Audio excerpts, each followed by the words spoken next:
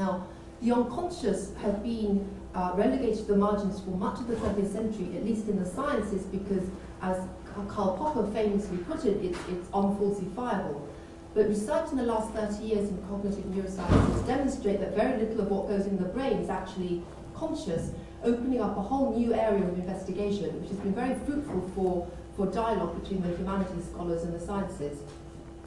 And our first speaker is one of the scholars who pioneered this field, and he's Professor Larry Squire, Distinguished Professor of Psychiatry, Neurosciences and Psychology at UCSD, and he has published over 490 papers on the matter and established empirically that the human memory system is comprised of two separate systems, the conscious memory system and the unconscious memory system. His landmark paper, Memory and the Hippocampus, a synthesis from findings with rats, monkeys and humans, has been cited nearly 3,000 times. He's former president of the Society for Neuroscience and a member of the National Academy of Sciences and the American Academy of Arts and Sciences. He has won many awards and honors, the last of which is the Goldman Rukish Prize for Cognitive Neuroscience, which was last year. So today, I present to you Professor Larry Squire on conscious and unconscious memory systems of the mammalian brain.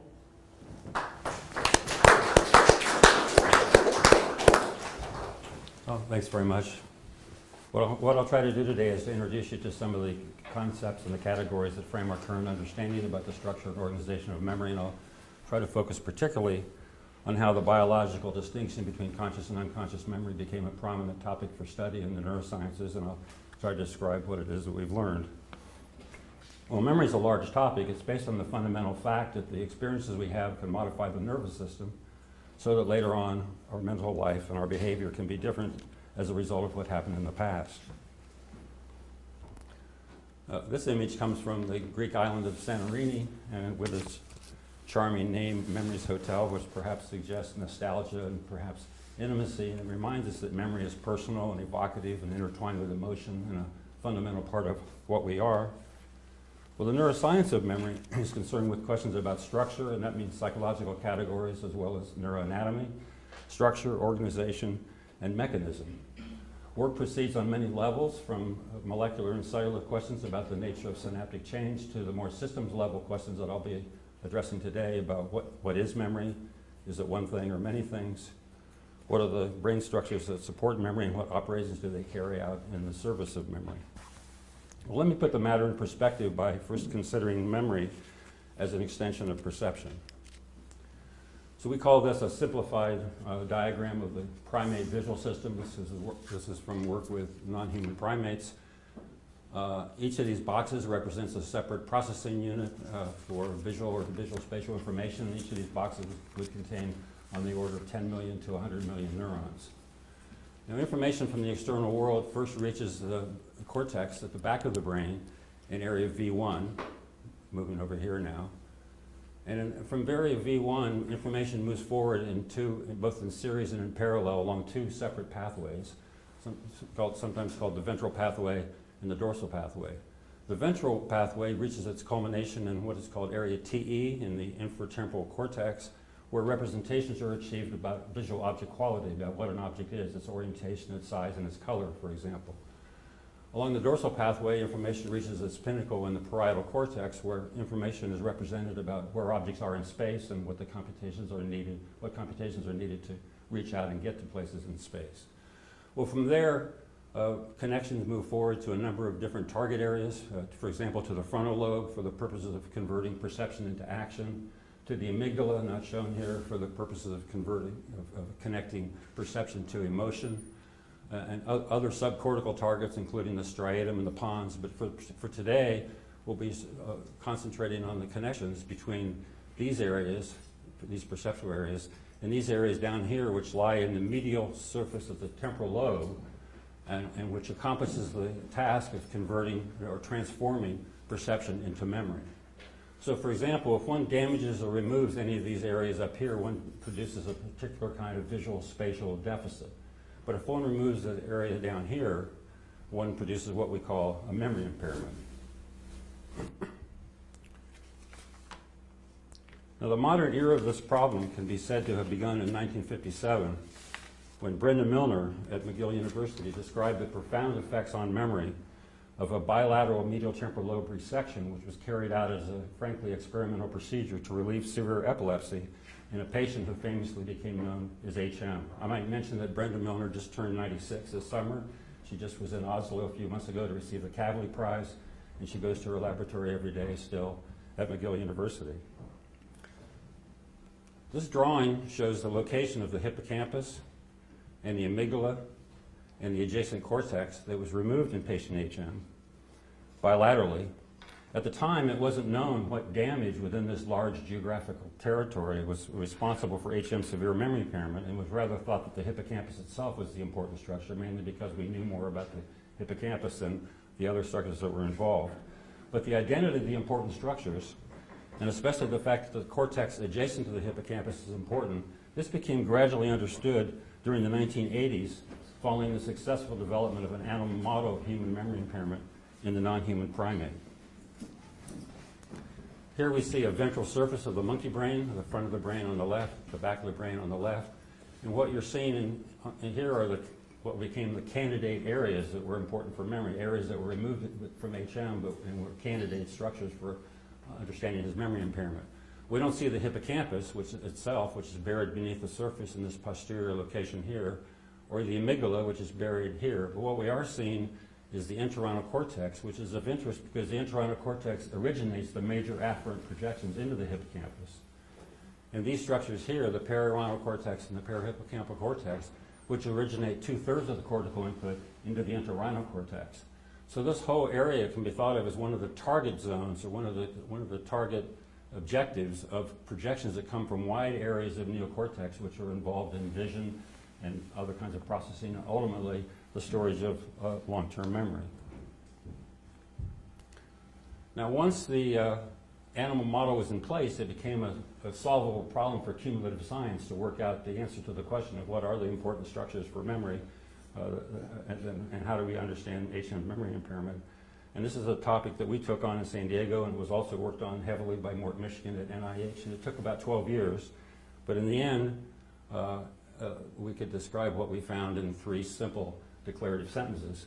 And here you're seeing a schematic of this region of the brain. The hippocampal region can be divided into the CA fields and the subiculum complex and the dentate gyrus and these other areas that I just mentioned. And the 3 declarative sentences go like this. First, that the hippocampus itself is critical, and damage limited to the hippocampus can produce an easily detectable and clinically significant memory impairment. Secondly, the amygdala, which was a candidate structure, is important for other things, but not important for understanding HM's memory impairment.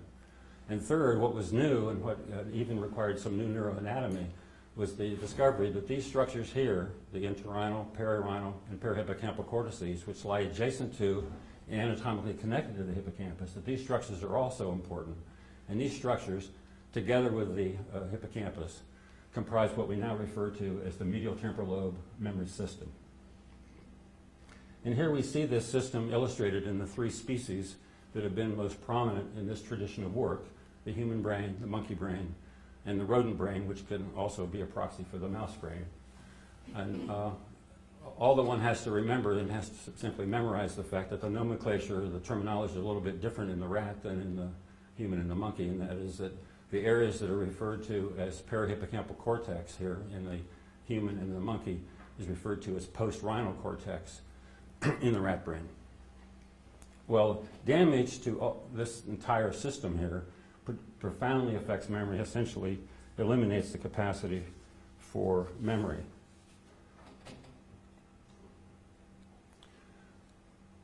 What you're looking at here is a horizontally oriented MRI scan, a structural scan of a patient we had a chance to study for a long time, a patient known as EP, who became profoundly amnesic in 1992 at the age of 70 following a bout of viral encephalitis.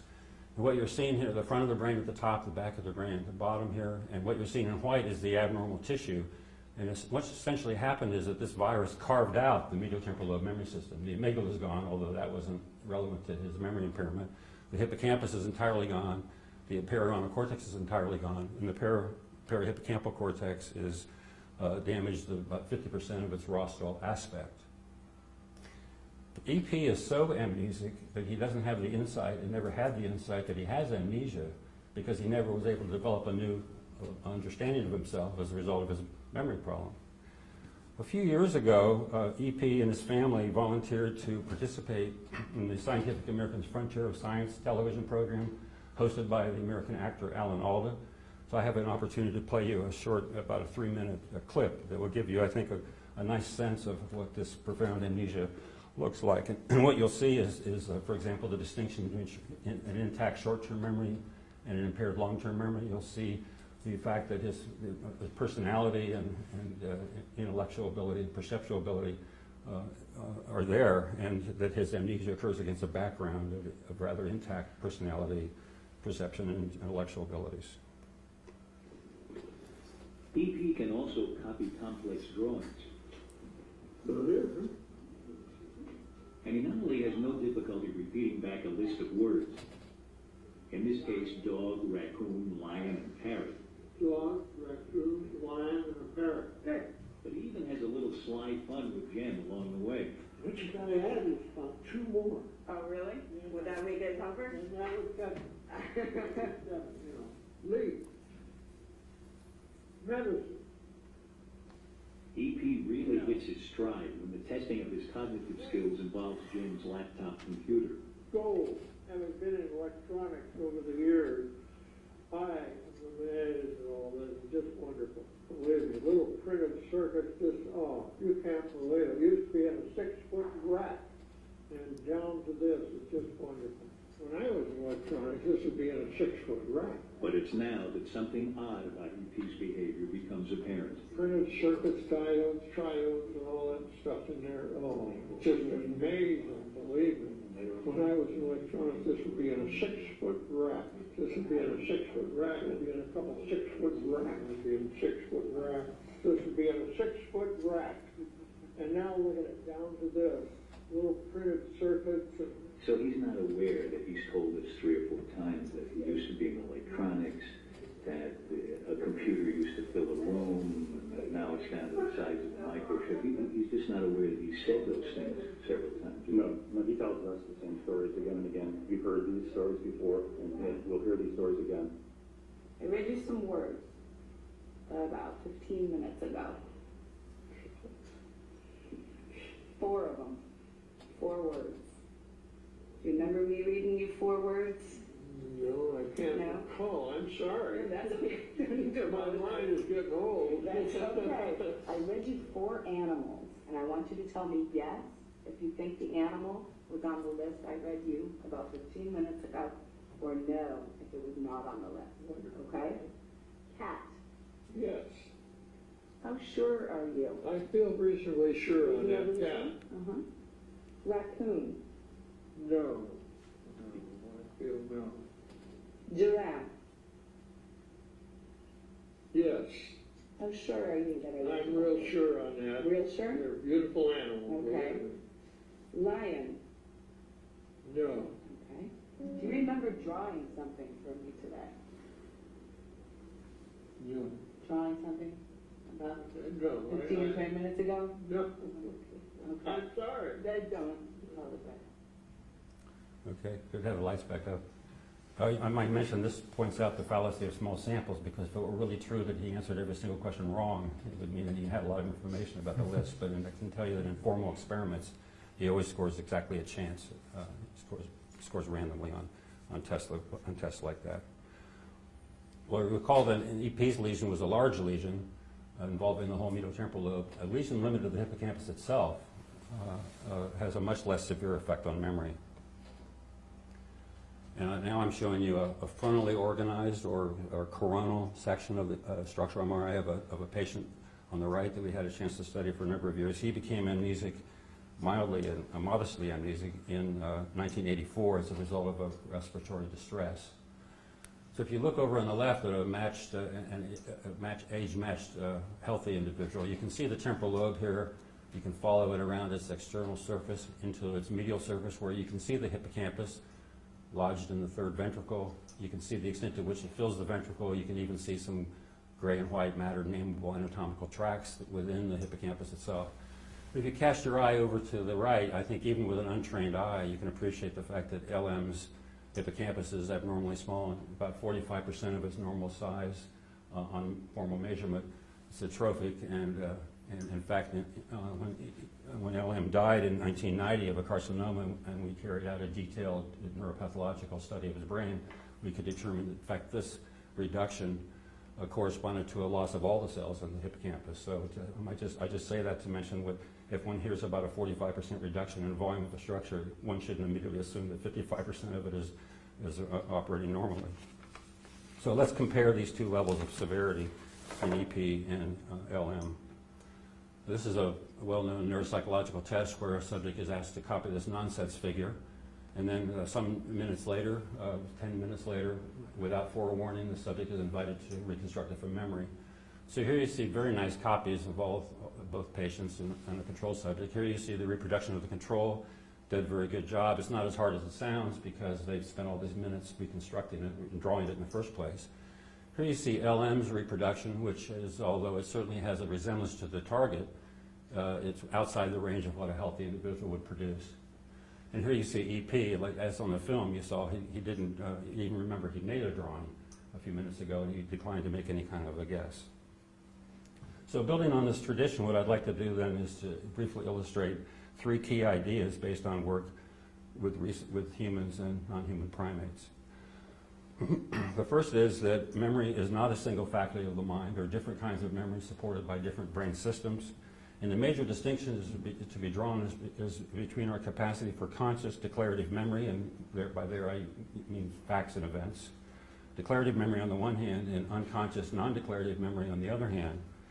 Where performance changes as a result of experience, and in that sense deserves the term memory, but where performance changes without even requiring any conscious memory content, and on many occasions even the awareness that memory is being used. And here I'm talking about things like skills and habits, and I'll be illustrating some of these by example in a moment.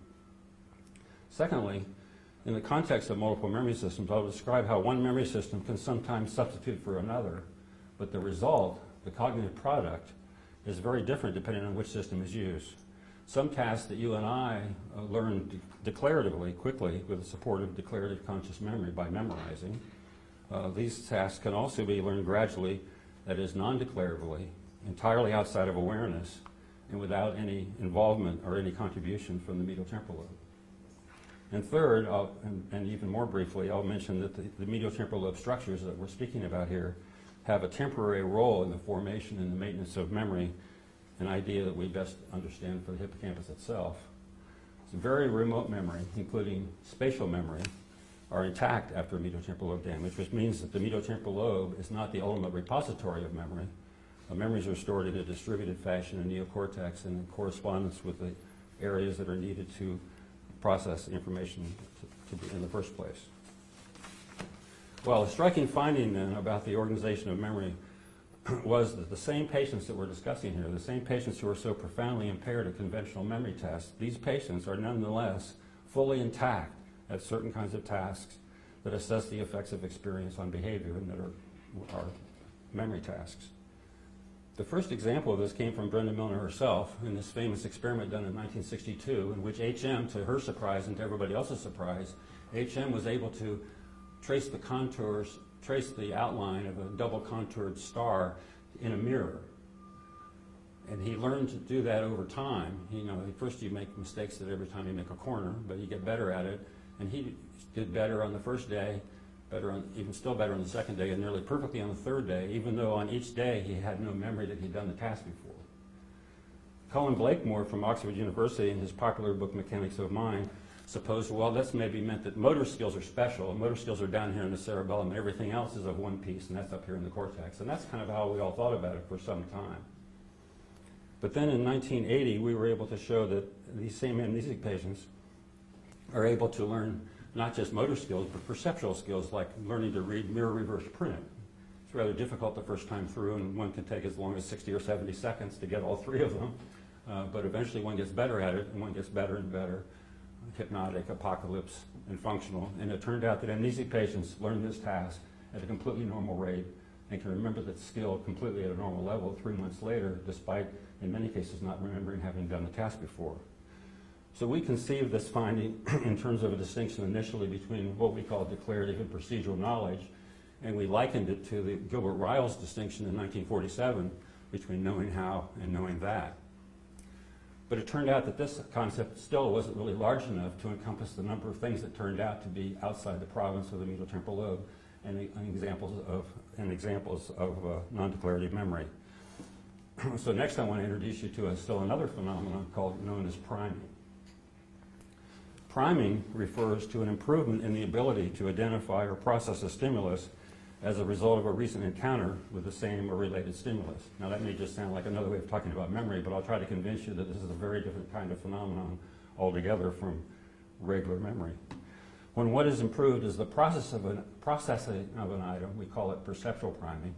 And when what is improved is access to the meaning of an item and its associates, we call it conceptual priming. And I'm going to give you an example from conceptual priming. So this simple task, the subject first studies about 14 common English words.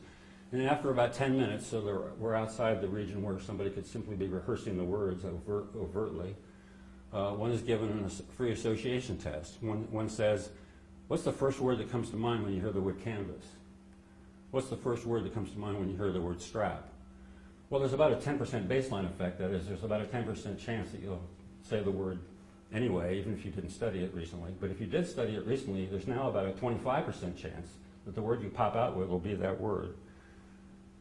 And here's control subjects, normal subjects, healthy subjects showing this 15% advantage. That's 15% above baseline, about a 25% chance of saying the word.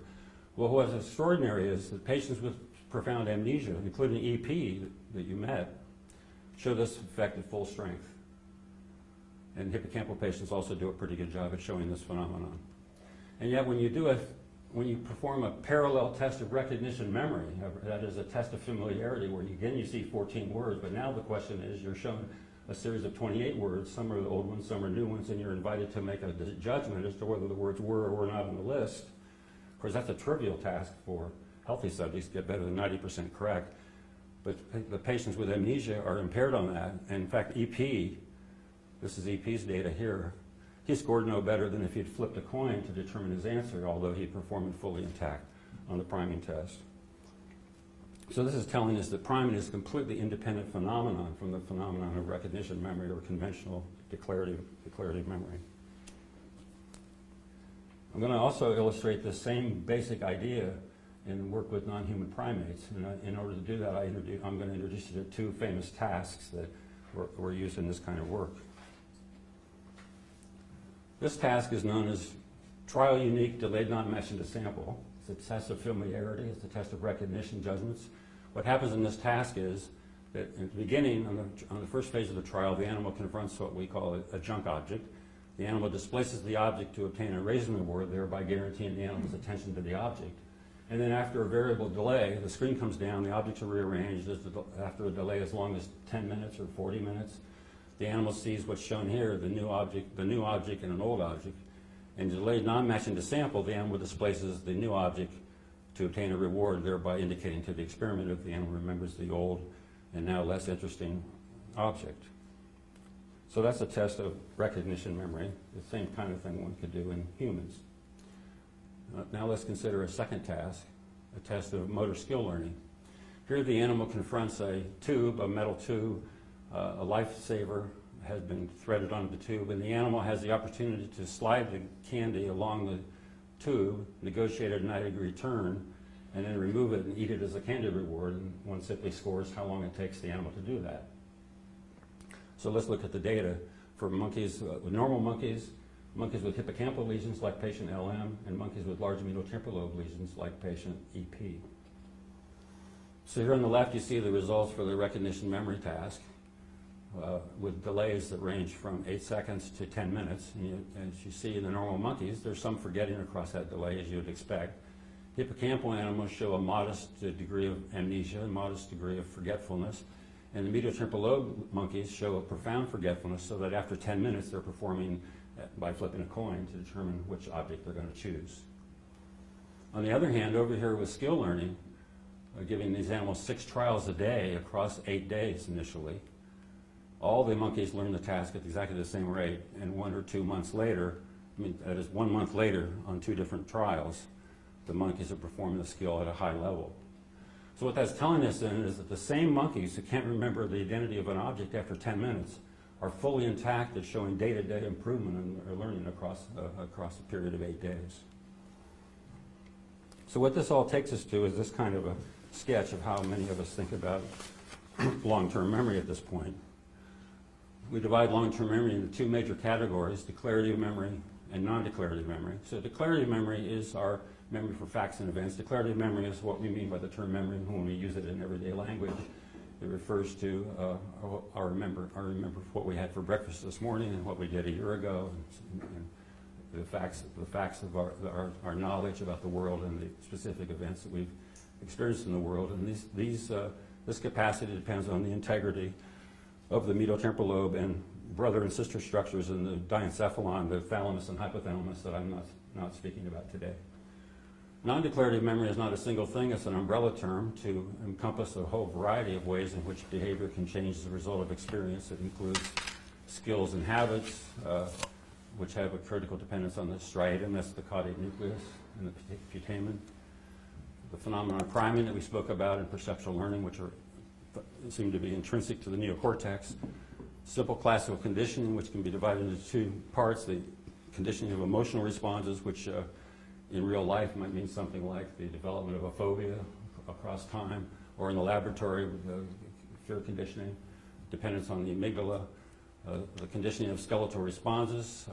In real life, that might be something like driving a motorcycle to a stop sign and negotiating the clutch and the brakes in association with each other. In the laboratory, that's usually thought of related to eye blink conditioning. And non-associative learning, which is a phenomenon like habituation and sensitization that are well developed in invertebrate animals that haven't yet invented a hippocampus but have a well-demonstrated ability to change their behavior as a result of experience in animals like the Ecclesia and Drosophila, that is the sea slug and the fruit fly.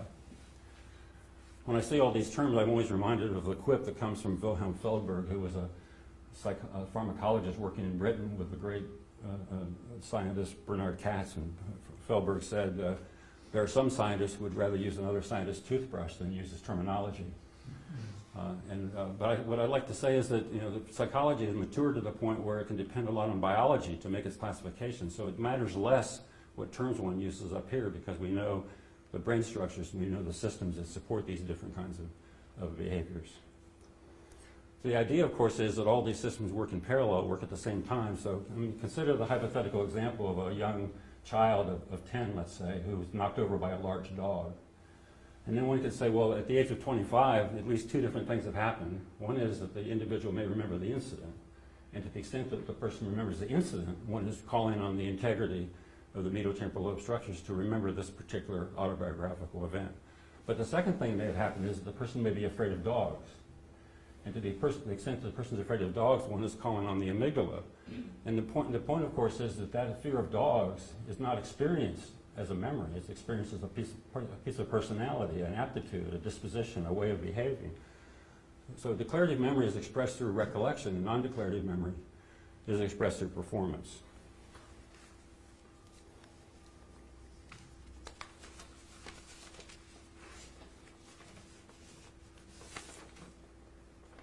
Now, one of the reasons it took a long time to work this all out is there are tasks that humans learn as declarative knowledge by memorizing, essentially, but tasks that animals and even monkeys will learn non-declaratively. And I'll give you an example of that from another task that's rather well known in the literature. And this is known as the concurrent 8-pair discrimination task. What happens in this task simply is that there are 8 pairs eventually to be learned. Each pair is presented one at a time. One of the objects is designated as correct, and of course the left or right position of the object is random. And subjects have to learn which object is correct in each of the pairs. Typically 40 trials are given in a day, so each object pair is presented 5 times. So if your intuition is like mine, if you were given this task to learn, you would simply try to memorize what the answer is for each task, and that's in fact how humans do that task.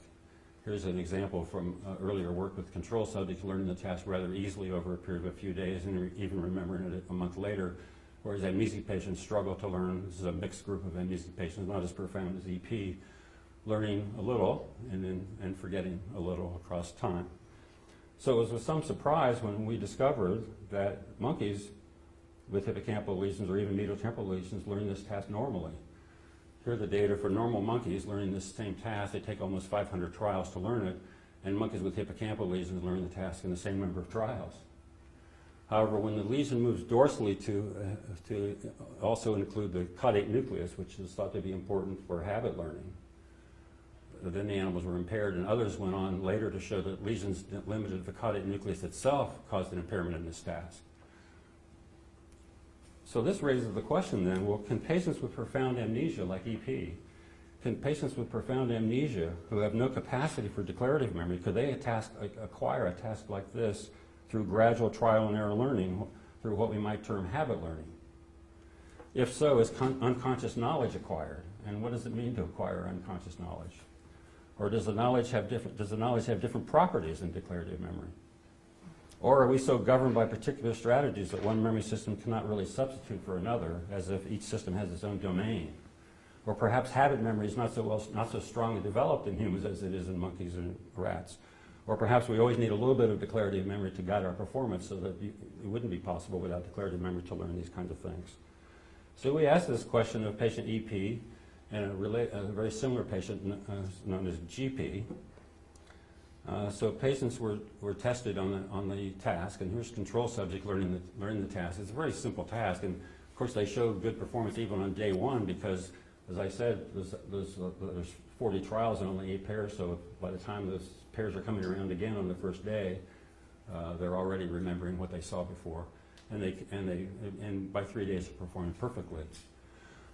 Now, one of the features of declarative memory is that declarative memory is flexible, as you might intuit. I mean, once you learn something, you can do it with your hands, you can do it with your foot, you can talk about it, you can write about it. It's flexible knowledge.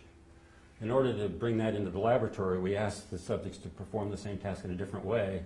We put the 16 objects in a pile in the middle of the table and said, please sort the objects into correct pile and incorrect pile. Well, if you've memorized which one is correct, that's a trivial exercise for a healthy subject, and they did it perfectly. And then, of course, when we reconstitute the test in its original way, again, they're perfect. So we asked this question of patient EP, first of all. And we tested him on twice a week on non-consecutive days over a period of time. And every day we asked him at the beginning of the day, we've been here many times, what are we going to do? And EP never was able to say anything better than, well, we're going to have a conversation, we're going to talk. And then we would pull out the objects, and he would ask him again, well, we use these objects, what do we do with the objects? And he never did anything more clear than saying, well, we'll talk about what their function is and what they're used for and what they are. So we began to give the test to EP. And EP, although quite gradually and over time, improved his performance to nearly perfectly across 18 weeks, 36 sessions, until he performed perfectly. And then we did the flexibility test to ask him, what did he know about what he knew. We put the 16 objects in the middle of the table, and we tape recorded every session. And we remember that when we put the objects in the middle of the table, he said, "Oh my goodness!" And then he tried to sort them, and he didn't even put the same number of objects in each pile, and couldn't do the task at all. Then when he reconstituted the task in his original way, he was perfect. And then, because one likes to had to have data hit over the head with data rather than be a protagonist for the data, we did the same thing 17 days later, and again he failed in the sorting task and performed perfectly when we reconstituted the task. There's an interesting anecdote about EP performance when he was performing well. I have to tell you a little more about how he did the task. The objects are placed in front of him, and all he's asked to do is to pick the correct object. And what he makes a selection by picking the object up and turning it over to see if the word correct is written on the bottom. So he's going along picking up objects, he says correct, and then the next one comes up and it's correct and it's correct. And EP says, how am I doing this? And Jennifer said to him, well, are you doing it because you remember from previous trials which object is correct and which object is incorrect? And EP said, no, it just goes from here, pointing to his head, to there, pointing to the table. So that seems to be the best we can do in talking about our habits. We also then tested GP, the second patient that I mentioned. GP also learned the task, in this case over a period of 14 weeks. We don't have an account of this early little splurge here, this little bump, but then he was very gradual. And when we gave GP the sorting task, he also was completely disabled by it, but performed well. When we reconstituted it in 17 days later again, we see poor performance and then a good performance. So these results tell us then that humans have a robust capacity for gradual trial and error learning that can operate outside awareness for what was learned and independently of the medial temporal lobe structures. So humans would learn this rapidly as declarative memory, but it can also be acquired more slowly. And in that case, it's rigidly organized, it's unaware learning, and it's quite different from declarative memory in its characteristics. So just briefly now, I'm going to turn to our final topic, which is the topic of remote memory, or we call it retrograde amnesia, which I'll explain in a second. So this is Theodore Ribot, the French philosopher and psychologist, who in 1881 in his book Les Maladies de la Mémoire, Diseases of Memory, he described the characteristics of memory impairment. And Ribot was fascinated by the phenomenon of retrograde amnesia, which refers to the fact that when patients develop amnesia, not only do they develop a failure of new learning capacity, which we call anterograde amnesia, but they also typically develop some retrograde amnesia. They lose some memories for the time before of events that occurred and things that were learned before they became amnesic. And what Ribot noticed was that when that happens, it's the new memories that are the more recent memories that are affected more than the more remote memories. That is, as Ribot put it, the new perishes before the old. And this, in fact, became known in the literature as Ribot's law. We've done a lot of studies of this phenomenon, and I'm just going to give you one tiny example based on EP's memory, because you saw his anterograde amnesia, you saw how impaired he was in acquiring new information. We query EP about his memories for his childhood environment. EP grew up in the Castro Valley, Hayward area of the East Bay across from San Francisco, but moved away as a young man and hasn't lived there since. And on the map here in this formal test that I'm going to give you just a little bit of data, a little bit of information about. On this map, we located a number of places that anybody who grew up there would know about. This is just a small part of the map. This, for example, is the Castro Valley Grammar School. This is the Bret Hart School. This is the Hayward Theater, and this is the Hayward High School. So we asked EP in a formal way how he would get from one place, from his home, to one of these places. We asked him how he would get from one place to another. We asked him how he would get from one place to another when the main street he just used is blocked. He had to find an alternate route. And we also asked him to stand in certain locations and imagine himself pointing in a certain direction and point to another location. For example, we would say, you're standing in front of a bank facing south, point to the Bay Bridge, and he would make a pointing movement. But I'm not going to show you all the data for that. Rather, I thought it might be even more interesting to hear him do this on film. So again, I'm going to play you a short excerpt from this same film that you saw before. How about your house on Castro Valley Boulevard to the Hayward Theater? Remember where the Hayward Theater is? Yes, I would leave the house and turn to the right to A Street, down A Street from Castro Boulevard, and turn to the left, and it's in the middle of the block. Okay, and if you didn't go down to A Street, if you instead you could take another street, what would you do? Center, Redwood Road. Redwood Road would run right into it. How about the public library, Hayward Public Library, from your house? Do the same thing going down A Street, and then you have to go to the left, and P, and it's on the corner. I don't know.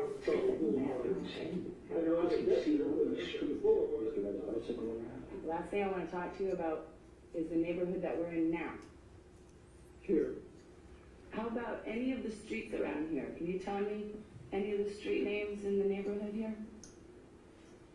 No, I cannot. That's a tough one. Yeah, I'm sorry. No, you don't need to apologize. Well, I know where Castro Valley Boulevard, but that's where I was born and raised. But right here, I have to say no, I'm sorry. No, I just live right here. Enjoy the world. I enjoy our area right here. So one doesn't have to claim that EP's remote memory is fully intact to appreciate the dramatic difference between his inability to learn new spatial locations and his dramatic ability to recall the details of his childhood environment. So this shows us then directly that the medial temporal lobe structures, including the hippocampus, that are important for new spatial learning are not similarly important for accessing the past. So the last slide I'll show you to summarize, again, back to neuroanatomy, which I like to say is the foundational discipline for cognitive neuroscience. Here you can see again these medial temporal lobe structures that we've been talking about, the hippocampus itself and the dentate gyrus and the subiculum, and the adjacent cortices, the entorhinal, perirhinal, and perihippocampal cortices. This is what we again call a simplified diagram of the cortical areas that project into the medial temporal lobe. The robustness of the projections corresponds to the thickness of the lines. So you can see that there's a number of cortical areas that have as their targets the medial temporal lobe memory system. And so what I've told you is that there are the multiple memory systems. This represents the operation of one memory system, the declarative memory, but these cortical structures interact with also with the amygdala and with the striatum in support of other kinds of memory like habit memory and fear memory, skillful memory, and so on. And secondly, I told you that the declarative memory is a conscious form of memory, and that some of the tasks that we can learn consciously and declaratively can also be learned unconsciously and non-declaratively, but through a different system and with a different result and a different cognitive product. And third, I told you that these medial temporal lobe structures don't appear to be the permanent repositories of memories because patients like EP have intact ability to access their remote past.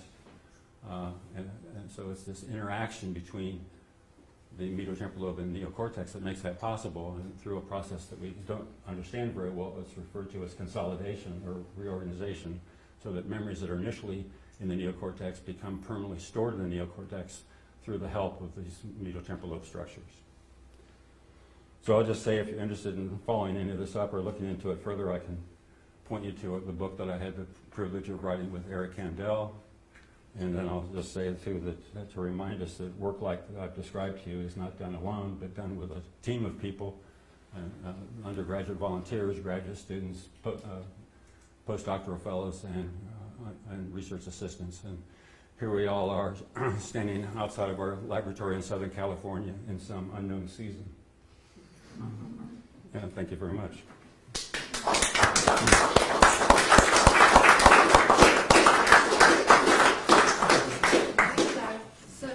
We won't take questions now unless there are specific questions or clarifications to this talk.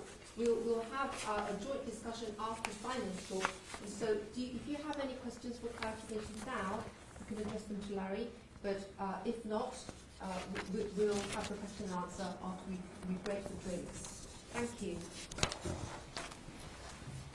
So I'll just start introducing Simon straight away. I mean, to respond to a talk like this from a literary point of view, it must be a daunting task. But anybody who came to Simon's talk last time on Beckett's on Neighbour will know Simon is fearless. Simon is the tutorial fellow in French at Somerville College. He's interested in 20th century and 21st century representations of mind in French fiction primarily. He's just completed a monograph called Writing the Mind, and he has a blog called Adventures on the Bookshelf that you may be interested in looking up. So Simon, thank you. Unconscious memory for cruise to the present. Right, I shall just distract yourselves with the handouts while I finish setting up my IT.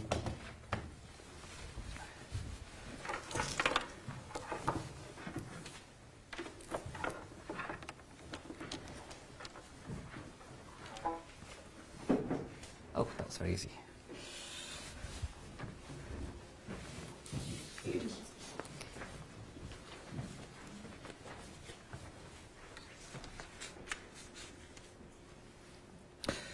So this is a response to Larry, looking at unconscious memory from Proust to the present and searching for how the model that Larry has been laying out for us might be useful to people in the arts and humanities. If you ask what unconscious memory has generally meant to people in the arts, the term's been part of our critical discourse for the better part of a century, but in all of that time, it's largely been understood in psychoanalytic terms. When we've used the term memory, we've understood it as a capital with a capital U, as declarative memory, generally an event personally experienced, and the unconscious we've often understood with a capital U as the Freudian sealed chamber of the mind, into which is consigned everything the conscious mind finds too shameful or traumatic to contemplate, including memories of painful past experiences. They're isolated from the conscious mind. Unconscious material, Freud says, proliferates in the dark, as it were, and takes on extreme forms of expression, manifesting itself in coded dream images, slips, and neurotic feelings and behaviors, such as phobias or repetition compulsion. This is a model of unconscious memory that has served literary critics well, as we often follow in Freud's own footsteps where literature is concerned. For example, Freud's analysis of E.T.A. Hoffmann's Der Sandmann reads the story as an illustration of the return of the repressed, where the adult protagonist of the story is haunted by a demonic figure who resembles the man he blamed for his father's violent death many years before. And for Freud, the apparent supernatural elements of this tale can be rationalized as the unconscious memory of the protagonist's childhood trauma manifesting in his consciousness in the form of paranoid delusions. Now, Freud's division of the non-conscious mind into a pre-conscious storeroom into which we can delve at will, where you see dream states, recent experiences, and a sealed unconscious guarded by censoring gatekeepers, has become rather less plausible over the course of the century since it was proposed. There's widespread skepticism, too, about the process of repression by which memories are rendered unconscious and through which, according to Freud, the unconscious is brought into being in the first place. But if we choose not to abide by the psychoanalytic definition of unconscious memory, then the phrase is suddenly in danger of becoming tautological for our purposes. If you don't have Freud's distinction between preconscious and unconscious, then in one sense it's true that all your memories are unconscious, with the exception of the one that you're thinking about right now this minute. And as we've just seen, modern cognitive neuroscience proposes a new typology of memory, helpfully sent to me by Larry. This is Larry's own diagram.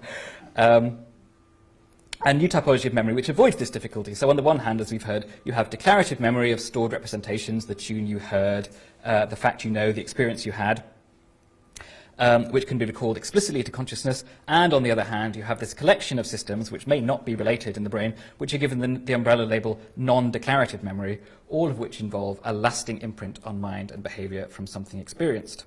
But an imprint which doesn't take the form of words or images or other sense impressions that we can recall to mind and which we conventionally call memories.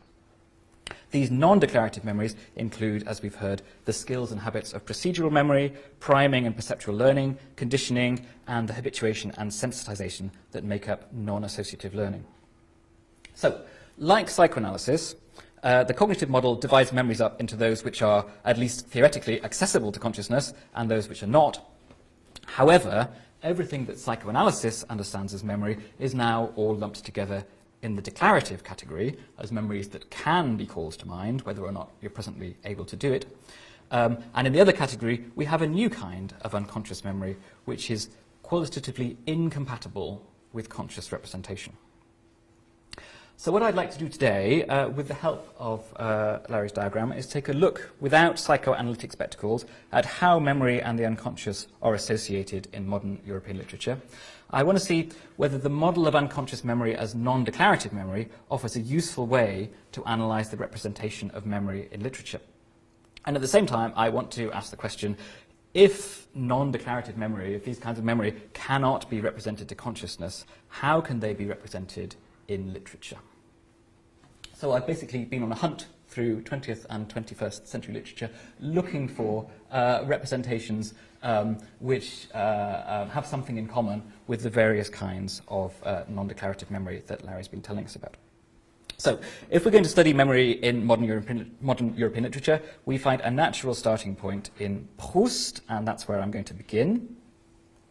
Proust, too, divides memory into two kinds, and a third different way of dividing memory up. He divides them into voluntary and involuntary memory, exemplified in the first section of À la recherche du temps perdu by his adult recollections of childhood. For much of his life, the narrator's life, all that he can recall is the anxious wait at bedtime to see if his mother will come and give him a goodnight kiss. This memory is highly vivid, with the rest of his childhood lost. And here's an extract from that famous opening to the novel. So it was that for a long time, when awakened at night, I remembered Cambrai again. I saw nothing of it but this sort of luminous panel cut out from among indistinct shadows, like those panels which the glow of a Bengal light, which in fact is a kind of firework, or some electric projection will cut out and illuminate in a building whose other parts remain plunged into darkness. As though Cambrai, his childhood holiday home, had consisted only of 2 floors connected by a slender staircase, and as though it had always been 7 o'clock in the evening there. The fact is, I could have answered anyone who asked me that Cambrai also included other things and existed at other hours, but since what I recalled would have been supplied to me only by my voluntary memory, the memory of the intelligence, and since the information it gives about the past preserves nothing of it, I would never have had any desire to think about the rest of Cambrai. It was all really quite dead for me. Then, famously, the taste of a madeleine dipped in lime blossom tea, a taste which he enjoyed regularly in his childhood but crucially has never experienced in the intervening years, provides him with a direct link back to his past, and the memory resurfaces slowly and uncertainly, accompanied by a surge of happiness and amid marine imagery in the text, as if something dislodged from the seabed and ascending to the surface. So, both the bedtime anxiety and the flood of childhood experiences that make up the first part of Proust's novel fit into the category of declarative memories in our new typology. It's worth mentioning that Proust's voluntary and involuntary memory never were a good fit for the Freudian model of memory, despite the numerous psychoanalytic readings the novels received. Proust, who had no knowledge of Freud's theory, effectively flips it. The traumatic memory that psychoanalysis would have repressed into the unconscious is instead accessible at will, as if seared into the mind, while the anodyne memories of pleasant and neutral experiences are the ones that have faded. And incidentally, the existence of repression, I believe, remains a live question in neuroscience. V.S. Ramachandran is one voice from neuroscience who supports its existence, whereas a paper I came across by David S. Holmes marshals together the evidence against it, citing research findings that emotionally intense experiences were more likely to be recalled than less intense experiences, regardless of whether they were pleasant or unpleasant, which sounds very much like Proust's view. But what of non-declarative memories in Proust? Interestingly, the second time the narrator succumbs to Madeleine syndrome in the novel, no declarative memory is forthcoming. In a carriage ride with Madame de Villeparisis near the seaside town of Balbec, the narrator sees 3 trees in a line, and he's immediately struck with the same feeling of joy that accompanies the return of a memory. He says, "I gazed at the 3 trees, which I could see quite clearly, but my mind suspected they hid something on which it could have no purchase, as our fingertips at the full stretch of our arm may from time to time barely touch but not quite grasp objects which lie just out of reach. So one rests for a moment before trying harder with the arm outstretched in the hope of catching hold at last." So in this passage, the narrator's focusing on what's absent, the declarative memory that the sight of the trees fails to conjure up. But in doing that, he rather neglects what's present, a major disturbance in his state of mind caused by the effect of some past experience on his present, but which doesn't declare itself explicitly to his conscious mind. He says there's a feeling of profound bliss that opens the episode, which is followed by a disorienting confusion of inner and outer worlds. He says the countryside round Balbec shifted and faltered, and I had to ask myself whether this whole outing was not some figment, Balbec merely a place where I might once have been in my imagination. This sense of familiarity, of déjà vu perhaps, although the narrator denies that the connection is necessarily anything so straightforward as having seen a similar line of trees before, but this sense of familiarity very much fits the description of non-declarative memory. And furthermore, it serves to link together the 2 spheres of mental activity that Proust explores in great detail in his novel, but he doesn't himself unify. Involuntary memory triggered by trees or madeleines, and on the other hand, the process of habituation by which the unfamiliar gradually becomes familiar. The idea of non-associative learning, which we've heard mentioned earlier, of which habituation and sensitization form symmetrical parts, comes as much from the study of animals as of humans. If you place a stuffed owl in a cage full of songbirds, the birds will exhibit signs of distress. If you do so regularly over a period of time, the response of the songbirds will gradually diminish in intensity over time, as they become habituated to the stuffed owl's presence. Here is Proust telling us about his narrator's own stuffed owl experience. The narrator is spending a sleepless night in his first night in a hotel room at Baalbek. And what troubles him is the fact that the ceiling above his bed is higher than he's used to. He says, "It's those parts of us, even the most insubstantial and obscure of them, such as our attachment to the dimensions or the atmosphere of a particular room, which take fright, withhold consent, and engage in rebellions which must be seen as a covert and partial, yet tangible and true, mode of resistance to death.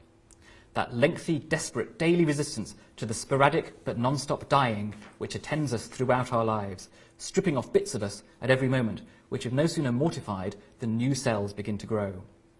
For a nervous disposition such as mine, that is, one in which the functioning of the intermediaries, the nerves, is impaired, so that they fail to stifle the voice of the lowliest elements of self doomed to decease, and their harrowing, many-headed lament in all its sorrow rises unmuted to the wearied ears of consciousness. The anguish and alarm I felt when lying beneath a ceiling that was unknown and too high was nothing but the protest of my surviving attachment to a ceiling which was known and lower. No doubt that attachment would end and be replaced by another. First death, then a new life would have done their dual work at the behest of habit." So what's going on here with the talk of death? Here and as elsewhere, Proust is expounding his idea of serial selves. So when he says resistance to death, it's the resistance to death of one of his many selves which is dying as a new one comes to life.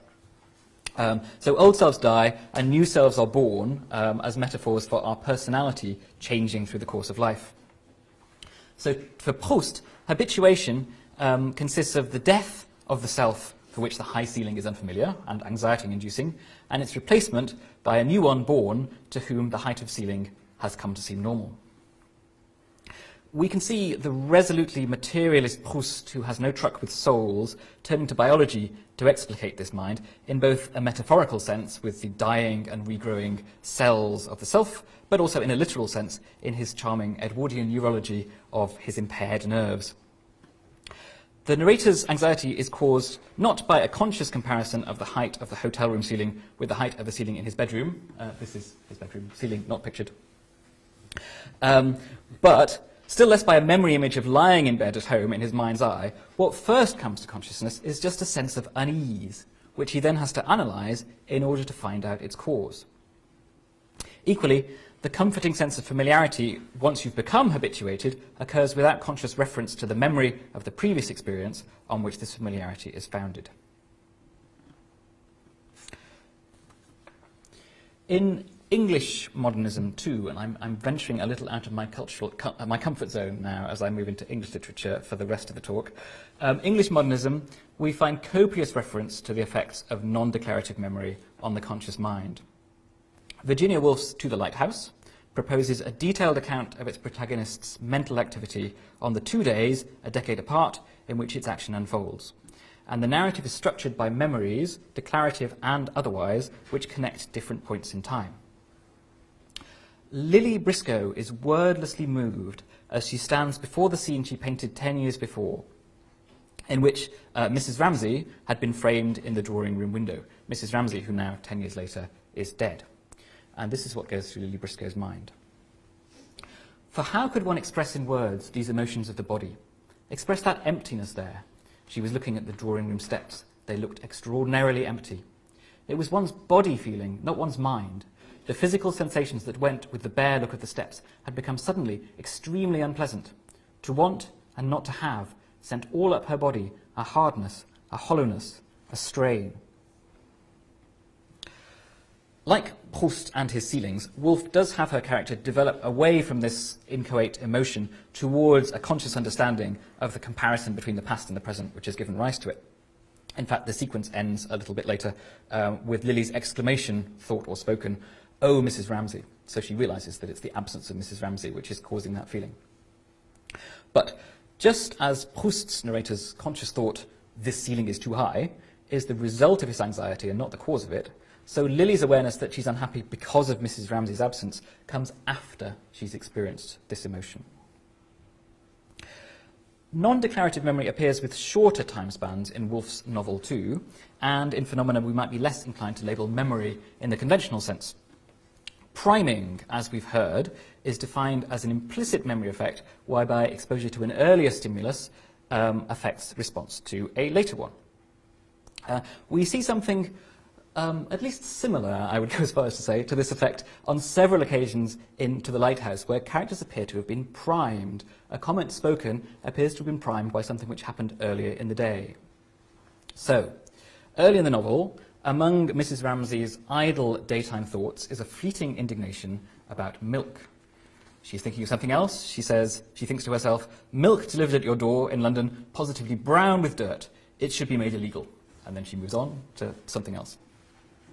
That evening, at dinner, there crops up in conversation a complaint about the state of English coffee, upon which Mrs. Ramsay seizes control of the whole gathering to deliver a milk-based rant to general mocking hilarity. Then, said Mr. Banks, there is that liquid the English call coffee. Oh, coffee, said Mrs. Ramsay, but it was much rather a question, she was thoroughly roused, Libby could see, and talked very emphatically, of real butter and clean milk. Speaking with warmth and eloquence, she described the iniquity of the English dairy system and in what state milk was delivered to the door. Now, we're in Lily Briscoe's mind again, rather than Mrs. Ramsay's at this point. So we don't actually see in the novel the mental activity that's prompted Mrs. Ramsay to come out with these words. And it may be that a declarative memory comes to her mind. She remembers back to that moment early in the day when she was thinking about milk, and she then makes a conscious decision to replay her earlier thoughts out loud for the benefit of the assembled guests. But here and at other similar moments in the text, it's clear that we don't need to have any conscious memory of the earlier moment for this to work. It might simply be, Woolf is implying, that her previous indignation has left the topic of substandard English milk delivery at the forefront of her mind, with the result that there's a ready association waiting to be made, and when prompted by a similar subject, such as the inadequacy of English coffee. And as she sits down to dinner, Mrs. Ramsay is primed for a tirade, and she receives the requisite stimulus to supply one. Modern literature thus happily tackles mental phenomena, at least related to habituation and priming, as cognitive science describes them. What about other forms of non-declarative memory?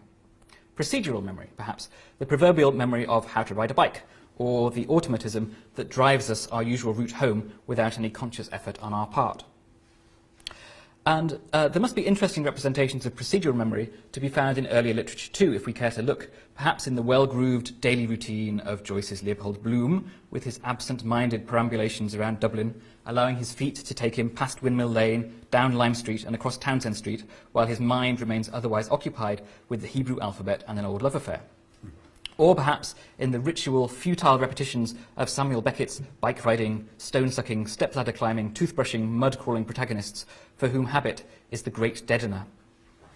We can certainly see procedural memory in a more recent text, in Ian McEwan's 21st century neuro-novel, Saturday, which takes us moment by moment through a neurosurgeon's weekend, with particular focus on the subjective experience and the neural activity that may underlie it.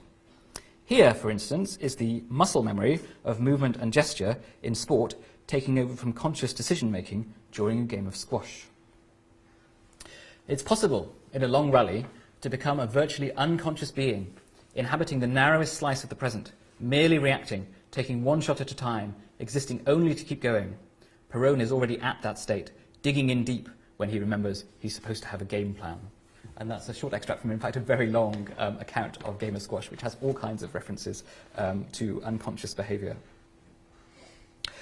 I want to move on briskly from procedural memory, though, because there is one final facet of non-declarative memory that made such a mark on 20th century literature that it demands the remaining time I have to examine it. And I'm talking about psychological conditioning.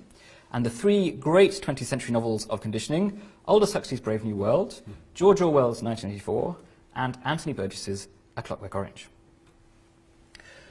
So, conditioning in psychology is divided into classical conditioning, exemplified by Pavlov. There we have a nice example of Pavlov's dogs, in which association is created between two stimuli, such as a bell and dinner in Pavlov's experiments, with the result that the conditioned organism, the conditioned dog's usual response to dinner, drooling, will over time become a response to the bell alone. Classical conditioning generally works with reflex responses. It attaches an existing response to a new stimulus. Operant conditioning, the central idea of the behaviorism movement within 20th century psychology, involves the modification of behavior through a system of repeated rewards and punishments consequent to actions to reinforce desired behavior and diminish the undesired. And it has a slightly more, I think, difficult relationship to the idea of unconscious memory, since it obviously involves quite a lot of conscious activity and conscious thought as well. So I've given you some extracts from these three novels. I've given you quite extensive extracts, in fact, in case you're interested in looking at the context of them after, but I'm going to just pick out the sections in bold.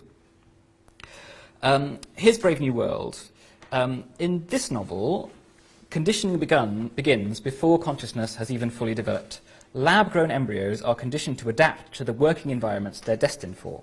So embryonic workers who are heading for the tropics alternate periods of high temperature with a combined dose of coolness and X-rays.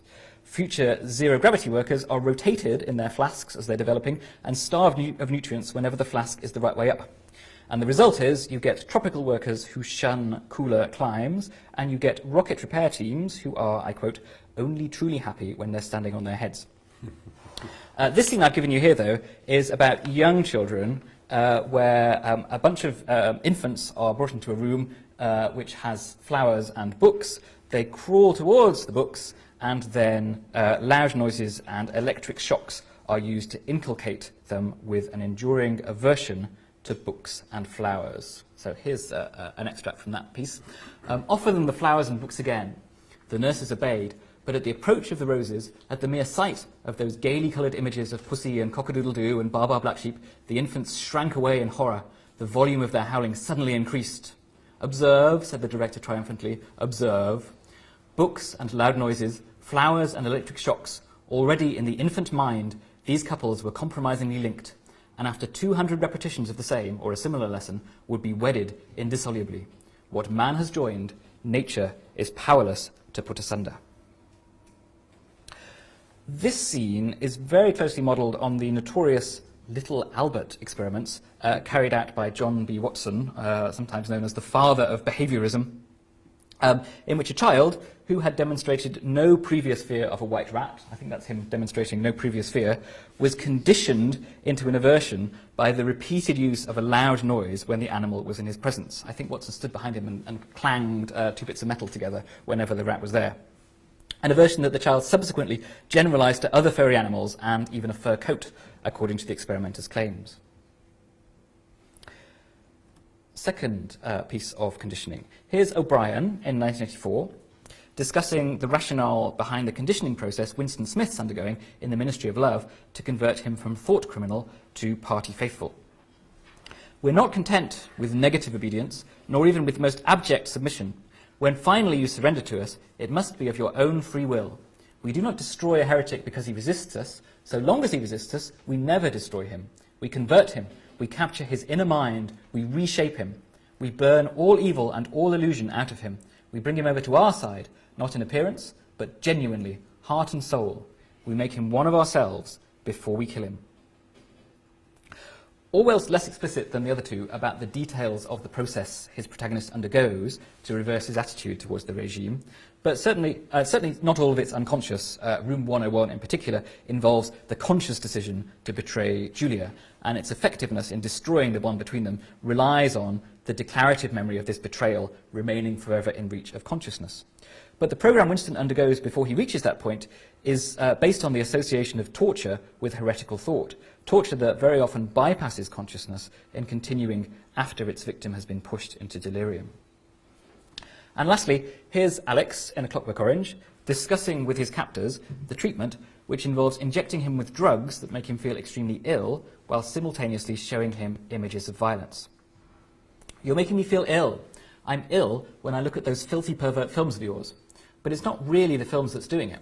But I feel that if you'll stop these films, I'll stop feeling ill. Right, said Dr. Brodsky. It's association, the oldest educational method in the world. We can get this stuff of Ludovicos, the drugs, which are making him feel sick, into your system in many different ways, orally, for instance, but the subcutaneous method is the best. Don't fight against it, please. There's no point in your fighting. You can't get the better of us. You're not cured yet. There's still a lot to be done. only when your body reacts promptly and violently to violence, as to a snake, without further help from us, without medication, only then. Burgess explicitly calls A Clockwork Orange a novel about brainwashing. And he adds the interesting corollary that it's not only through the conditioning of Alex that the reader is to experience this. Nadsat, Burgess's invented teen slang based on Russian, is intended to give the readers a little taste of brainwashing for themselves. He says, Nadsat was meant to turn Clockwork Orange into, among other things, a brainwashing primer. You read the book or see the film, and at the end, you should find yourself in possession of a minimal Russian vocabulary, without effort, with surprise. This is the way brainwashing works.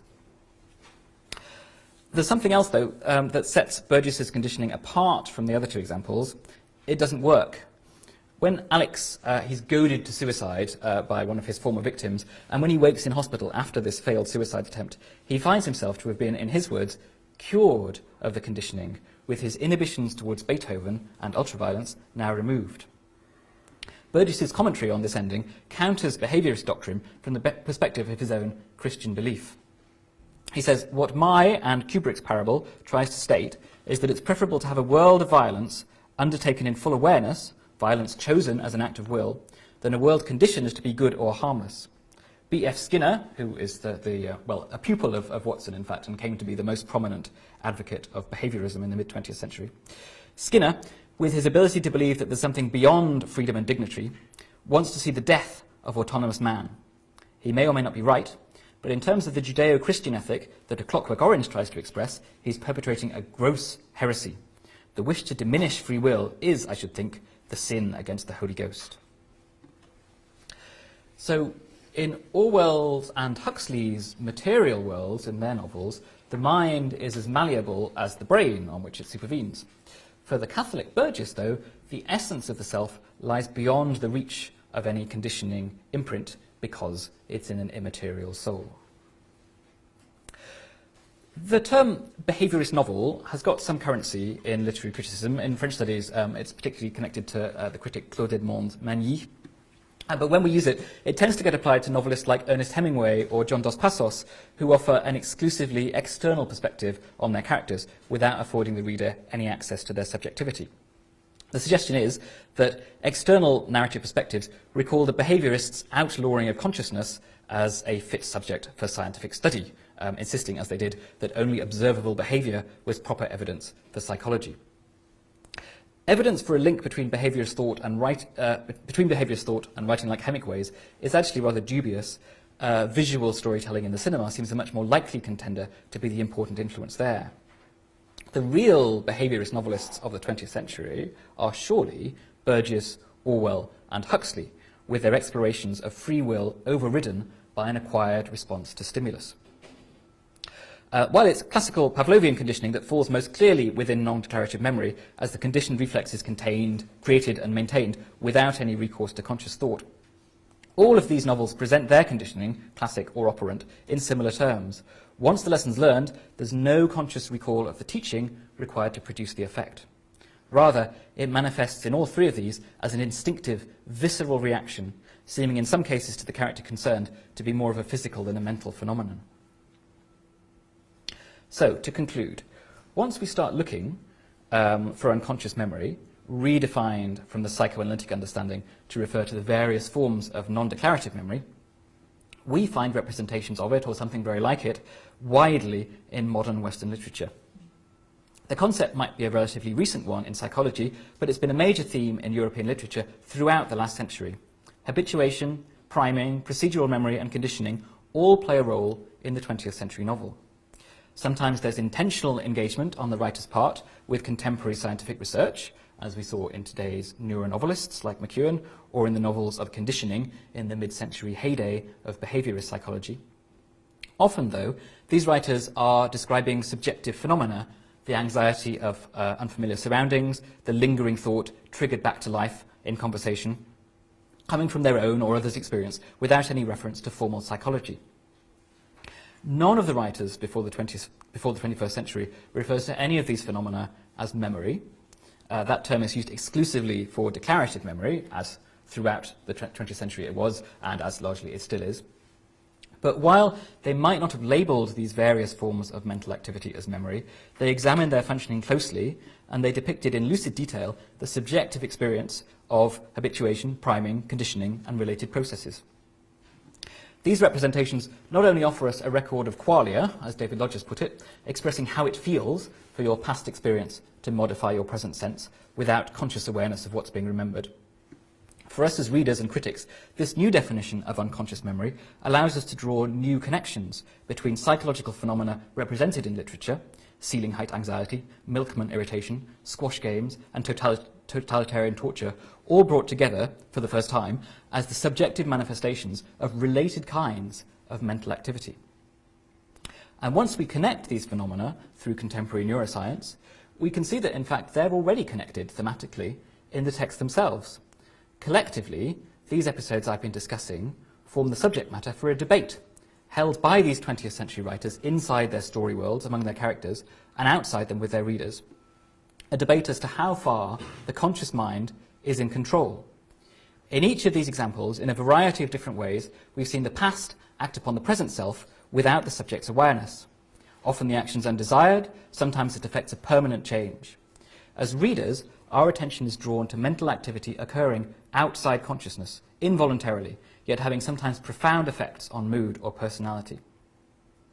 All these texts point us towards the mind that exists beyond the sphere of conscious awareness, and throw into doubt any suggestion that the conscious mind might be the unchallenged master of the self. Thank you.